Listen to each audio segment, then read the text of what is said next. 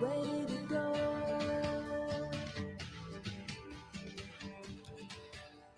It is Mornings with Pat Kreitlow on 98.9 WXCO, online at WXCO.FM, mobile devices and Alexa by searching WXCO, and on the Civic Media app. Again, every morning between 7 and 9 a.m., myself, Chad Holmes, and Ian Welsh are with you at 7:22, 7:52, 8:22, and 8:52 for updates here from our downtown Wausau studios. And Ian, one quick thing I noticed, and actually as I was, looking at some of the information I wanted to talk about, I mentioned that you're less than a month away from your opening for Anastasia. Actually, it's 1 month exactly from today. Oh, because I was looking at I was looking at my 4 Facebook weeks, feed, and I saw something from the community theater. They're starting to introduce the cast members. I always look to see if they're going to introduce you there, but you're not quite there yet as they roll through everybody. But it's exactly 1 month away from today. So, man, where does the time go? The countdown is truly getting there. Yes, it is. Are you still on book? Are you guys off book yet, or? We were still on a book for a couple of weeks. I think we might be getting close to getting off book. All right. Okay. So definitely, and as we get those closer, rehearsals are always fun. As we get closer, we have to get some folks in for your show, talking about it sometime in the month of May. And tomorrow it is May. This is the end of April, end of the fourth month of the year already. So yeah, we're at the end of April. Pretty crazy. Something that just keeps on going and going and going is this investigation into the Dropbox with Mayor Doug Denny. Oh, yes. Last night, the Ethics Board voted 4-1 to a motion to reschedule the next ballot Dropbox meeting for up to 120 days. Or 4 months. 4 months. That's a long time.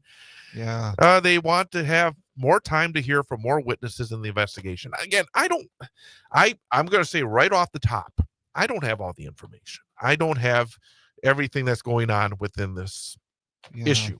But the one thing that I will say is if after the show ends this morning, if I walk to a local bank and I walk in and there's all these cameras on you and I pull a stick up and I walk out with the camera on me holding a bunch of money and out the door I go, I don't think it would take that long to say, hey, he's guilty of what we say he did.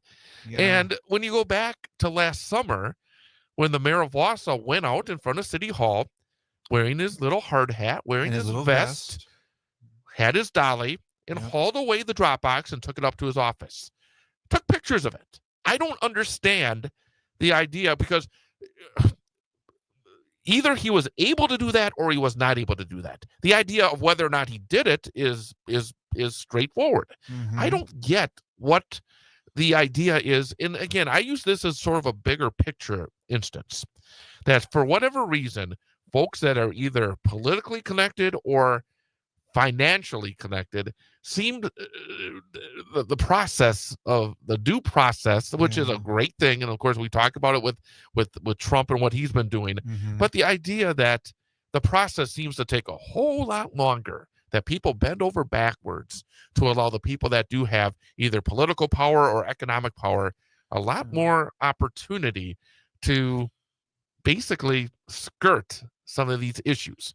And the longer this goes, and again, I hope that I'm wrong, but the longer this goes, it just feels as though ultimately it's just going to go away. Nothing ever going to, there's going to be no sense of responsibility taken by the mayor for overstepping, no consequences. But it just feels like, again, it's a case where some people get treated differently in these kind of issues than other people would. And maybe I'm wrong about that. I don't know. No, I agree. Absolutely. So I get they want to build a solid case on this, but the evidence is there. It is apparent. I mean, there are pictures. Exactly. He took the pictures himself.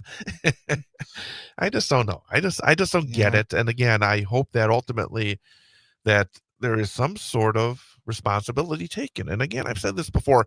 And again, last week we saw the article in the Pilot by Tom Killian basically saying that this is some slow moving coup, which is ridiculous. No, we're not trying to remove the mayor from office. We're just trying to have him held accountable for what he did. And the thing is, there's going to be another election.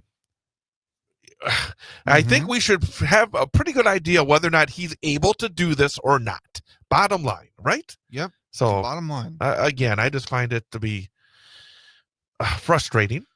And again, I don't know the process here, and I've talked often over the last couple of years that process is important, that making sure you do the process correctly is vitally important in terms of getting to the right result. But man, sometimes it feels 4 like months will take us to the end of August. So just so you know, we got to wait the whole summer for this final decision. I know it's crazy. It's a story that will never end. So, but we're going to keep on keeping on, and we'll continue along that route into the summer months. That's right. But let's finish off with some fun, because we like to finish off with a little bit of fun, and we have our number for the day. And instead of just giving you a number for the day and explaining why it's our number for the day, we make it a quiz with Ian. And we give it a competition. We want him to succeed.